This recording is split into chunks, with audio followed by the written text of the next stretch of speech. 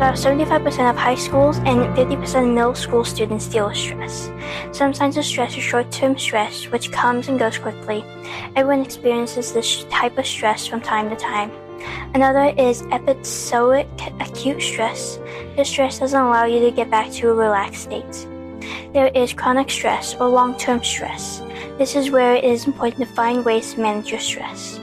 Stress affects students in many ways, including anxiety disorder and depression. Some ways to deal with stress is to master time management. By doing that, you can break down your assignments into parts so this creates a manageable milestone so you don't feel overwhelmed. Being physically active and mentally resetting your brain.